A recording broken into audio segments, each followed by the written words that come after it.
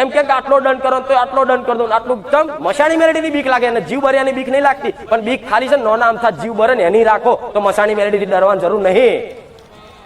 ગોડા આવું કોઈ આવું જાહેરમાં ઉપર નહીં કે ચોખ્ખું. કોઈ માતા નહીં નડતી, બધાના જીવનો નેહાકા જ નડે છે, પણ નેહાકા પાછળ છે ને દેવનું નામ મારે એટલે દેવું પડે કે ફલાણાની શિકોતર આવીને, ફલાણાની ઝોપડી આવીને, ફલાણાની ખુખાર મેળડી આવી. કદાચ માતા જો નડવા ઉતરે ને તો તમે આ ખાવા જેવા રહ્યા અને એક જ સેકન્ડમાં જીવ લઈ જાય એનો માતા કહેવાય. ગોડા કોઈ માતા નડતી હોય તથા જીવતા ના હોવ. કોઈ માતા એક ખાલી મેલડી નડતી હોય ને, એક મેલડી ખાલી, એક મેલડી, એક દેવ ખાલી નડતું હોય ને, તમે એવું માનતા હોય ને કે દેવ નડે છે અમને, તો એક દેવ નડતું હોય ને તો આ જીવિત ના રહ્યા હોય. ચારનો એક સેકન્ડમાં જીવ ઉઠાઈ લઉં એ માતા છું હું, જેને નડું એને. પણ આ તો ખાલી મારી નોમ જ હોય. હું નડવા જાઉં ને તો ગોડા રાક્ષસો નહીં ગોઠી, આજના કારા માથાના મોનવીર ગોઠવું. અમારી આ દેત જેવા રાક્ષસો નહીં ગોઠી હું માતા, અને આવા કારા માથા માટે મોનવીર ગોઠવું મારા જેવી દેવી શક્તિ ગોઠે કોઈ? પણ આ તો એક રચના બનાવી, દેવગતિ એટલે એક રચના બનાવી. રચના એટલે બનાવી કે માણસોને સીધી ભાષામાં સમજણ પડે. નકર સાધુ સંતો જોડે તમે પૂછવા જાઓ તો સાધુ સંત શું કે? તમને તમારા કર્મ નડે છે એવું જ કે ને. કોઈ જ્યોતિષ જોડે પૂછવા જાઓ તો જ્યોતિષ એમ કે ભાઈ આ ગ્રહ નડે છે, શનિ નડે છે, મંગળ નડે છે, પેલું નડે છે. તમે અહીં પૂછવા છો દેવગતિનું બતાવું કે તમને ઝોપડી માતાનું દુઃખ છે, મેરડી માતાનું દુઃખ છે, સિકોતર માતાનું દુઃખ છે. પણ આ દુઃખ કેમ છે? તો તમે કોઈક વાતે કોઈનો ગુનો કર્યો હશે ત્યારે તમને દુઃખ આવે છે. નકર જગતના કોઈ માતા, કોઈ ભગવાન, કોઈ દુષ્ટ, કોઈ રાક્ષસ એવો નહીં કે વગર કોમે, વગર વાંકે અને વગર કોઈ કુકર્મે કોઈ નડી જાય. હું જ ના નડવા દઉં.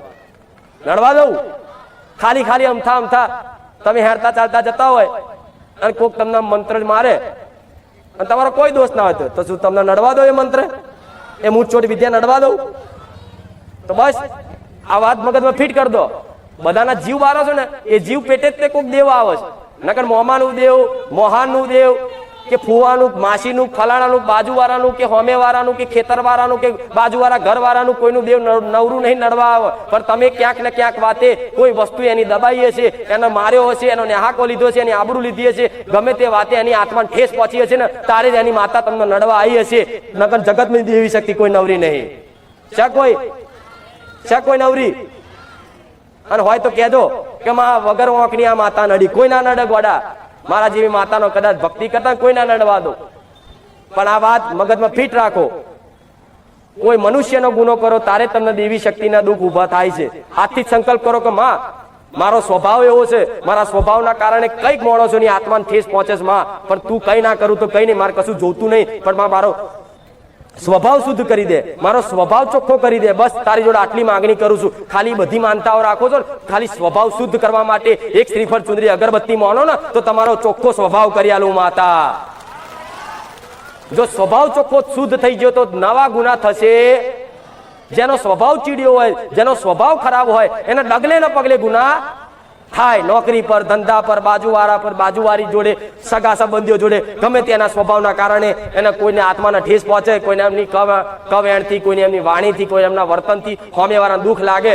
બરોબર? પણ તમારો સ્વભાવ શુદ્ધ થઈ જાય તો તમને તમારથી કોઈ તકલીફ પડશે તો કોઈ નવા દેવદૂત ઉભા થશે, કોઈને હાકા ઉભા થશે.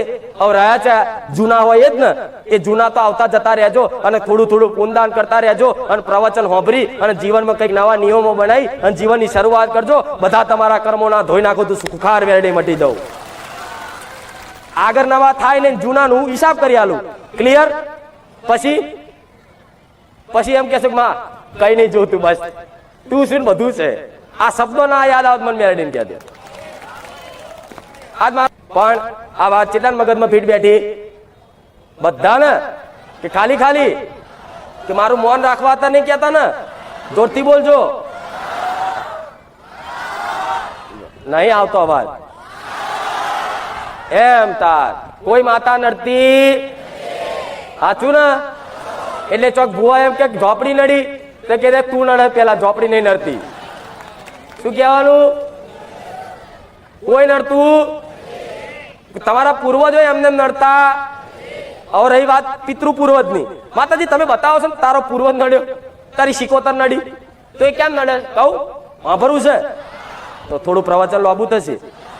કોઈ વાત એ તો બેસે માનતા વાળા હતા, આપણે શું. તમે કે પૂર્વજ સિકોતર ને બધું બતાવો છો તો એ કેમ બતાવો છો? તો તમારા પિતૃ પૂર્વજ તમારા ઘરમાં કોઈ મૃત્યુ પામેલા છે એ પણ તમને કારણ વગર નડતા નથી. કેમ કારણ વગર નડતા નથી? તમે કોઈ જો એનો એ મરી ગયા પછી ભલે તમે એને બેહાડો નહીં, એને યાદ ના કરો, કશું જ નહીં, પણ આજના મનુષ્ય શું છે, થોડું દુઃખ પડે એટલે ભૂવા જોડ જાય અને ભૂવો એવું કે આ તમારા પૂર્વજ છે ને એને હરાઈ દો, એને વારણ કરી અને જઈને નદીમાં પધરાઈ દો, તારે નારિયેળ મેલાવડાવે, પૂર્વજને જમાડે અને પૂર્વજને નાખી દે ચો નદીમાં, તારે પૂર્વજ નડે, નકર કોઈ પૂર્વજે નડે. તમે એના હાથે કરીને છંછેડ્યો. કોઈ સિકોતર માતા હોય આત્મહત્યા કરેલી, કોઈ બઈ હોય, કોઈ હરગીન મરી ગયેલી હોય, કે કોઈ કમ હોતે મરી ગયેલી, કોઈ નાની ઉંમરે મરી ગયેલી હોય, એ પણ એમને નડતી નથી. પણ તમે આ ભૂવા જોડ જાઓ અને ભૂવાઓ જોડ જઈ અને ઘરમાં વારણ કારણ કરાવો. ભૂવાને શું દેખાય? ખાલી કોઈક ચૂડેલ છે, પણ એને એવી ખબર ના પડે કે આ ઘરની જ ચૂડેલ છે, એ ક્યાં બહારની છે. જેવું સિકોતર નું નામ શું કહેવાય? બીજું ચૂડેલ. શું કહેવાય? ચૂડેલ. બેહાડો એટલે પેઢીની કરીને બેહાડો એટલે સિકોતર. કોઈ પણ બઈ મરી જઈ હોય નાની ઉંમરે, કમ હોતે, એને સિકોતર કહેવાય. પણ એની બીજી ભાષામાં એને ચૂડેલ કે. રખડતી હોય તો ચૂડેલ કે, ઘરની હોય તો એને સિકોતર કે. તો પેલા ભૂવો ચેક કરે ને તો કે ભાઈ કોઈ ચૂડેલ દેખાય છે, કે એવું તો શું કરશો? આને વારવું પડશે, તમારા ઘરમાં ચૂડેલનો વાસ છે કે.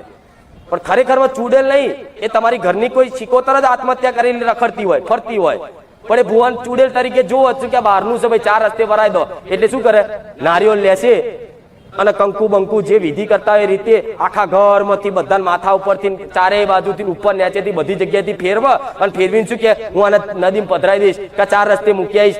આ એ સિકોતરને તમે વરાઈને ચાર રસ્તે મૂકી આવી ને તારે નડવા ઊભી થઈ કે હવે તને ના છોડું, અત્યાર સુધી નથી નડતી. આ શું ખોટું? અત્યાર સુધી તો નથી નડતી, અત્યારે હવે હું નડીશ જો હું બતાવું એટલે તરત કોક દીકરીને ધૂણવાનું ચાલુ થાય, તરત રોવ થાય છે ને બધું. આ એટલે થાય. તમે છંછેડતા ના હોય તો કોઈ દેવ નડે? પૂર્વજને આવી રીતે હરાઈ લો, પૂર્વજને બેહાડો, દીવો કરો અને પછી કોઈ ભૂવો શું કે પૂર્વજ નહીં થયા, એનો તો મોક્ષ મળી ગયો. અલે મોક્ષ માટે તો કેટલી તપસ્યાઓ કરવી પડતી તારે મોક્ષ મળતો. એમ મોક્ષ 5000 માં મળી જાય? વારણમાં મળી જાય? મોક્ષ એટલે સીધી ભગવાનની પ્રાપ્તિ. તમારા વડીલો એવા કેવા કર્મ કર્યા છે ડાયરેક્ટ એને મોક્ષ મળી જાય? આ શું ખોટું? એને મોક્ષ આપી દીધો કે મોક્ષ ના અપાય, એવી રીતે ના મળે મોક્ષ. એનો જો મોહ લઈ જો લગાવ તમારું મન. જો એક સૂક્ષ્મ વાત કહું, બધાને સમજણ પડે એવી સ્પષ્ટ ભાષા. તમારું આ શું છે? સ્થૂળ શરીર. આ જ્ઞાનીઓની મહાત્માઓની વાતો છે. આ શું કહેવાય? સ્થૂળ શરીર. જે તમે આ ચૂંટલી ખણો ને એ અનુભવ થાય છે ને કે આ મારું શરીર, આ સ્થૂળ શરીર કહેવાય. એની અંદર એક સૂક્ષ્મ શરીર આવે, એ મન, બુદ્ધિ, ચિત્ત, અહંકાર વાળું સૂક્ષ્મ શરીર હોય. અને ત્રીજું હોય એ કારણ શરીર, જે તમારો સ્વભાવ હોય. એ 3 શરીર, અને 3 શરીર પછી આત્મા હોય. હવે જ્યારે વ્યક્તિ મરી જાય, ધોનથી વાપરજો, જ્યારે કોઈ વ્યક્તિ મરી જાય એને અગ્નિ સંસ્કાર કરે ત્યારે એની આ સ્થૂળ શરીરનો નાશ થઈ જાય, એ 5 મહાભૂતોમાં વિલીન થઈ જાય. અને સૂક્ષ્મ શરીર હોય ને મન રૂપી, એ જીવતું રહે. શું કીધું? એ બર નહીં. કેમ? મન ક્યાં છે કોઈને ખબર છે? મન ક્યાં છે ખબર છે? ડોક્ટરને પૂછો કે મારું મન ક્યાં છે? ડોક્ટર આખું મશીન કરીને ચેક કરશે, મન હાથમાં નહીં આવશે. અહંકાર ક્યાં છે મારો? ડોક્ટર આખું સ્કેન કરશે, સીટી સ્કેન કરશે, એનો અહંકાર હાથમાં આવશે. કેમ? આ બધી વસ્તુ સૂક્ષ્મ છે, એ દેખાય નહીં. એટલે આજની ટેકનોલોજીના હાથમાં આ વસ્તુ આવે નહીં, કેમ કે એ સૂક્ષ્મ વસ્તુ છે. હવે જ્યારે મનુષ્ય મરી જાય અને એના અગ્નિ સંસ્કાર આલે ને ત્યારે આના સ્થૂળ શરીરનો નાશ થઈ જાય, જે આનો અનુભવ કરો એનો નાશ થઈ જાય. પણ અંદરનું સૂક્ષ્મ શરીર હોય ને એનું મન, એ તો જીવતું જ રહે. સમજ પડે હું કહું છું? એ આ જે મન રૂપી શરીર હોય ને, સૂક્ષ્મ શરીર, એ તો જીવતું જ રહે. એનો જો લગાવ હોય ને એની આત્મા ભેગો થઈ અને ઘરમાં લગાવ હોય તો ઘરમાં ફર્યા કરે, દીકરા પ્રત્યે હોય તો દીકરાની આજુબાજુ ફર્યા કરે, ગાડીમાં લગાવ હોય તો ગાડીમાં ફર્યા કરે. ચમ? એ સૂક્ષ્મ શરીર જીવતું રહ્યું હોય. એટલે કંઈક ને કંઈક મારા દાદા દેખાયા, એક ઝલક જ હોય છે. હું માનું છું ભૂતય હોય, બધું હોય, બરોબર છે. પણ આ સૂક્ષ્મ શરીર કોઈનું મરતું, તમારા મનના વિચાર જે મરતી ઘડીએ જે છેલ્લા વિચારો હોય એ પ્રમાણની તમારી ગતિ થાય. એટલે તો મરી જાય માણસ એટલે શું કહે છે કે રામ બોલો ભાઈ. બધા બીક લાગે આવું કીધું, સત્ય નહીં. અને હિન્દીમાં કે રામ નામ એવું કહે છે ને, તો એ મરેલી આત્માને, એ મરેલા જીવને તે આજુબાજુ વાળા સંભળાવે છે. એટલે આખી જિંદગી તે સુલ્યા હાય પૈસા કર્યા, રામ નામ જ સત્ય છે, બીજું બધું મિથ્યા. તો તમારે તમારું મન જો અત્યારથી તૈયાર થયેલું હશે માતાજી ભગવાનમાં, બરોબર, તો તમે મરતી ઘડીએ છે ને, ના તમારા છોકરા તમને યાદ આવશે, ના તમારું પરિવાર યાદ આવશે, ના કોઈ તમારો મિત્ર યાદ આવશે, ના તમારું ઘર યાદ આવશે, ના તમારી મિલકત, ના કોઈ જાયદાદ, ના કોઈ દાગીના, કોઈ વસ્તુ તમને યાદ આવશે નહીં. તમે આખી જિંદગી અત્યારથી તે ભક્તિ કરી છે ને, તો મરતી ઘડીએ બોલશો કે રામ, મેલડી, ચામુંડા, મહાકાળી, સધી, જેના મનમાં જે હશે, જેના હૃદયમાં જે માતા હશે, જેના જે લગાવ હશે, મરતી ઘડીએ કદાચ છે ને એ જ મુખેથી નામ આવશે ને સીધા તમે માતાના ધામમાં જતા રહેશો. ભૂત બનીને રખડવાનું થશે. પણ તમારે રખડવું હોય તો કરો આય પૈસા, મર્યા પછી હકવારો નહીં. શા મર્યા પછી ક્યાં ઊંઘી જાય એવું થઈ જાય. અમુક નું આવું કે મર્યા પછી ના, તો આ બધા ભૂત શું લ્યા થાય છે, આ પૂર્વજો શું લ્યા થાય છે ને, જોવો છો ને. તો મર્યા પછી તે એક અલગ દુનિયા છે, સૂક્ષ્મ દુનિયા, એ અમે ભટકવું પડશે.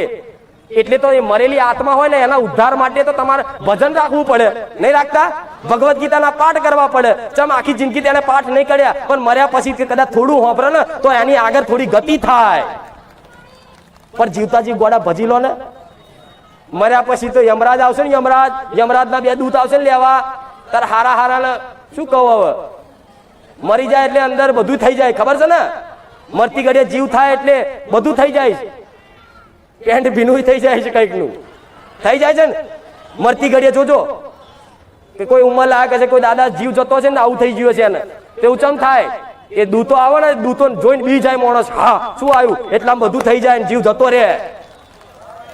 પણ જે સજ્જન માણસ છે, જેના હારા કર્મો કર્યા છે ને, એ મર્યા પછી હસતોય જશે, હારા દાડે જશે. જોવો છો ને, હસતો જશે, રાજી થઈને જશે. અને તમે તરત વાતો કરશો કે એને કોઈ તકલીફ ના પડી, હસતા મુખે જતા રહ્યા. જોઈ લો, સજ્જન માણસ હશે. અને દુષ્ટ હશે ને એને તો પીડાવું પડે. નહીં જોતા? તો આ બધું સત્ય છે. આ અનુભવ કોઈએ જોયું નહીં ને, જોવા વાળા કહેવા આયા નહીં ને, એટલે તકલીફ છે. જો 2-4 જોવા વાળા પટેલ આવી ગયા હોત ને કહેવા તો સારું હતું. પણ ભગવાનની સિસ્ટમ એકવાર મર્યા પછી પાછો વ્યક્તિ આવે તો 84 લાખ યોની ફરી 84 લાખ યોનીમાં જીવોમાં, કીડીમાં, મચ્છરમાં, ગાયમાં, બલાડામાં, કૂતરામાં શીખવા ભગવાન શ્યામાં નાખે. 84 લાખ યોની ફરી ભગવાન દયા કરે. તાર મનુષ્ય અવતાર ફરી એક વખત મળે. તાર તો તમારા મા બાપે બદલાઈ ગયા હોય, પરિવારે બદલાઈ ગયું હોય, ઘરે બદલાઈ ગયું હોય, ગામે બદલાઈ ગયું હોય કે નહીં? આ પૂર્વજન્મમાં માનો છો કે નહીં? કે નહીં માનતા? કે ખાલી વાતો સાંભળી માડી, ખબર નહીં હોય કે ના હોય?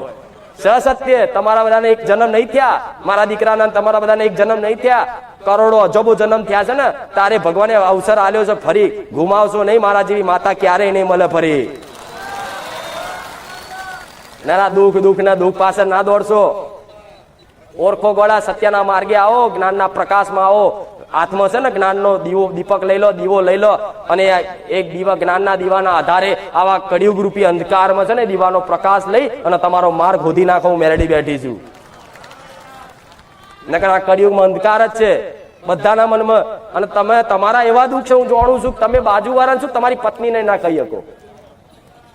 મનુષ્યના એવા દુઃખ, એવી મજબૂરી ને કે એને એવું જ લાગે હું એકલો જ દુઃખી છું, મારા જેવું દુઃખ કોઈ જ નહીં હોય.